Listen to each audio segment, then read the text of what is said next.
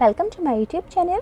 आज मैं आपको क्लास 6 के लिए ज्योग्राफी का सबक नंबर 22 पढ़ाऊंगी। बाकी के सभी चैप्टर्स आपको चैनल की प्लेलिस्ट में मिल जाएंगे, आप वहां से जाकर देख लेना। तो पढ़ना स्टार्ट करते हैं। सबक का नाम है निज़ाम शमसी में ज़मीन, यानी कि आप इस चैप्टर के अंदर सोलर सिस्टम के बारे में पढ़ोगे। तो सबसे पहले सोलर सिस्टम किसे कहते हैं इस बात को जान लो। तो देखो ये जानना बहुत ज़रूरी है सभी बच्चे को। तो देखो जैसे कि ये हमारी ज़मीन है, इस ज़मीन के बाहर का जो सारा का सारा एरिया है वो क्या कहलाता है? यूनिवर्स कहलाता है। समझ में आई? ज़मीन के बाहर का जितना भी एरिया है यूनिवर्स कहलाता है। अब यूनिवर्स के अंदर जितने भी प्लैनेट्स, जितने भी स्टार्स, जितने भी फल्कियाती अजसाम है, इन सब का जितना भी ग्रुप है, इस पूरे के पूरे यूनिवर्स में जितने भी प्लैनेट्स, जितने भी स्टार्स का जो ग्रुप है उसको निज़ाम शमसी यानी कि सोलर सिस्टम कहते हैं। और ये जो हमारी अर्थ है ये भी हमारा एक प्लैनेट है, तो अर्थ भी निज़ाम शमसी के अंदर ही शामिल है। समझ में आया कि इस दुनिया के बाहर एक पूरी कायनात है और इस पूरी कायनात में बहुत सारे प्लैनेट्स हैं, बहुत सारे स्टार्स हैं। तो इन सभी प्लैनेट्स और स्टार्स का जो ग्रुप होता है उसे ही निज़ाम शमसी यानी कि सोलर सिस्टम कहते हैं। और जो ज़मीन है, ज़मीन भी एक प्लैनेट है निज़ाम शमसी का यानी कि सोलर सिस्टम का। तो सबसे पहले टेक्स्ट बुक के क्वेश्चन आंसर समझते हैं। सवाल नंबर 1 है, सैयारे यानी कि प्लैनेट्स सितारे से किस तरह मुख्तलिफ यानी कि डिफरेंट होते हैं। समझ में आया कि सितारे और प्लैनेट्स के बीच का आपको डिफरेंट बताना है। तो सबसे पहली बात यह है कि सितारे जो हैं वो आकार में बहुत ज़्यादा बड़े होते हैं और ये फल्कियाती अजसाम यानी कि सोलर सिस्टम का एक हिस्सा होते हैं। ये गैसों से बने होते हैं। इनके अंदर अपनी ख़ुद की तवानाई यानी कि एनर्जी होती है और इनकी तादाद सितारों की अरबों में होती है। अब बात आई सैयारों की, तो सैयारों की तादाद कुल मिलाकर 9 होती है। ये सितारों से साइज़ में छोटे होते हैं, ये भी फल्कियाती अजसाम का एक हिस्सा होते हैं। सैयारे सूरज से रोशनी हासिल करते हैं और ज़मीन भी क्या है? एक सैयारा है यानी कि प्लैनेट है। अब इसी बात को आप एग्ज़ाम में किस तरह से लिखोगे? तो लिखोगे कि सितारे फल्कियाती अजसाम हैं जो कि गैसों से बने होते हैं, इनमें अपनी तवानाई होती है और ये शक्ल में बहुत बड़े होते हैं, इनकी तादाद अरबों में है। इसी तरह सैयारे भी फल्कियाती अजसाम का हिस्सा है लेकिन इनकी तादाद सिर्फ 9 होती है। ये सूरज से रोशनी हासिल करते हैं, ये सितारों से आकार में छोटे होते हैं और ज़मीन भी एक सैयारा यानी कि प्लैनेट है। अगला सवाल है, निज़ाम शमसी से क्या मुराद है, यानी कि निज़ाम शमसी की डेफिनेशन बतानी है। तो निज़ाम शमसी का मतलब मैंने आपको अभी बताया था कि यूनिवर्स के अंदर जितने भी प्लैनेट, सितारों का जो समूह होता है वही निज़ाम शमसी के अंदर आता है। तो यहाँ पर लिखोगे कि कायनात में सूरज, सितारे और ज़ैली सितारे, यहाँ पे लिख देना ज़ैली सितारे और दीगर फल्कियाती अजसामों का ग्रुप ही निज़ाम शमसी कहलाता है। अगला सवाल है, ध्यान से समझेंगे कि सूरज से दूरी के लिहाज से सैयारों के नाम बताने हैं। अब देखो जैसे कि ये हमारा सूरज है, अब हमारे टोटल कितने हैं सैयारे? टोटल कितने हैं? 9 सैयारे हैं।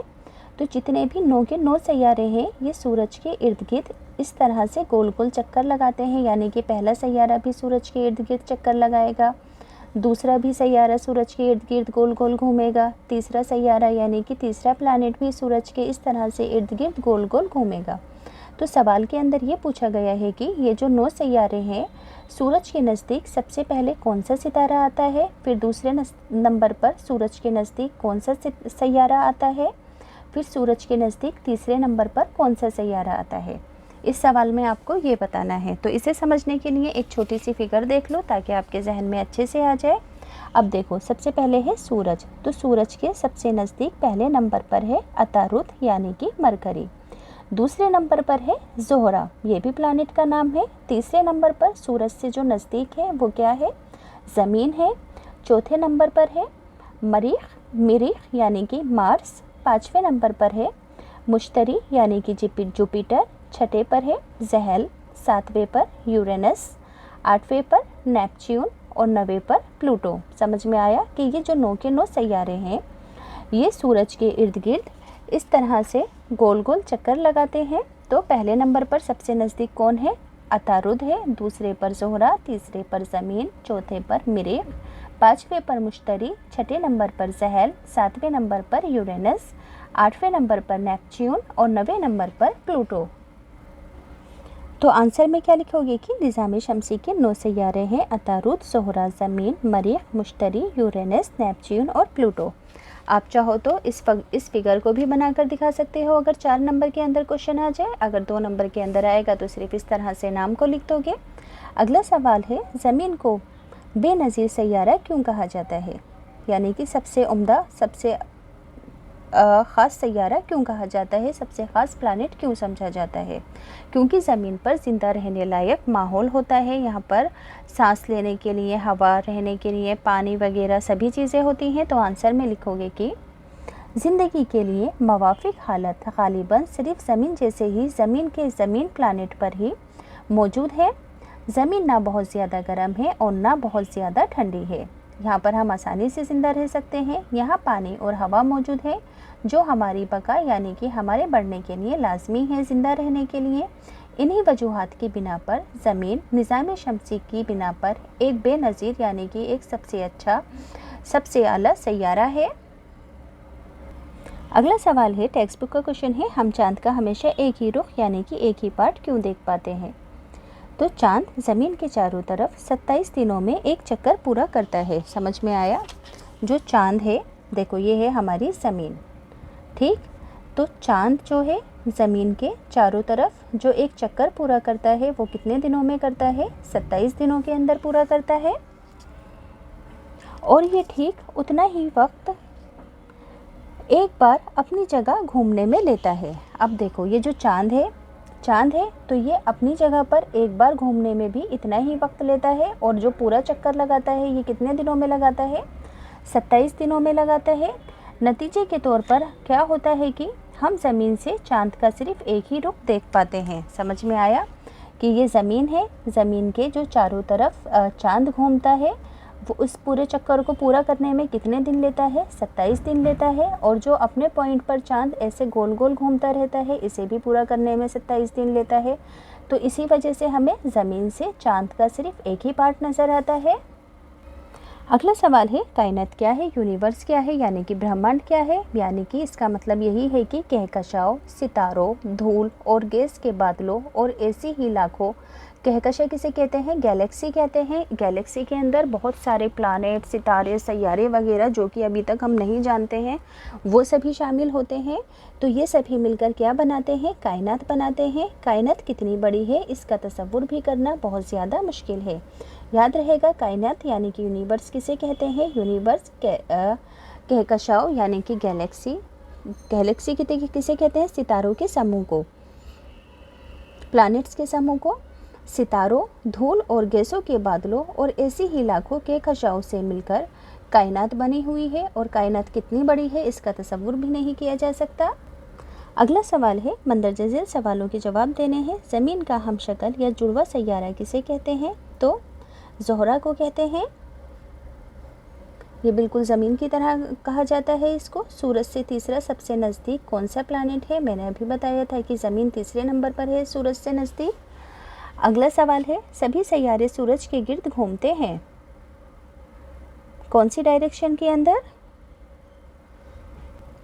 यानी कि बेसोरी रास्ते के अंदर सभी सैयारे सूरज मतलब ऐसे गोल गोल चक्कर लगाते हैं। अगला सवाल है, कुतुब सितारे से किस सिमत का पता चलता है? यानी कि कुतुब का जो सितारा होता है वह आप आसमान में देखेंगे तो वो अलग ही चमकता हुआ नज़र आता है। उस सितारे को देखकर कौन सी डायरेक्शन का पता चलता है? तो उस सितारे को देखकर शुमाल की डायरेक्शन का पता चलता है। जिधर की साइड वो सितारा होता है उस सितारे को रात के टाइम, रात को नावों में रास्ता पता लगाने के लिए इस्तेमाल किया जाता था। तो इससे शुमाल की डायरेक्शन का, शुमाल की सिमत का पता चलता है। सियारचे उन सैयारों के दरमियान सैयारचों के मुदार के दरमियान पाए जाते हैं। तो मरीख और मुश्तरी के दरमियान पाए जाते हैं सैयारचे।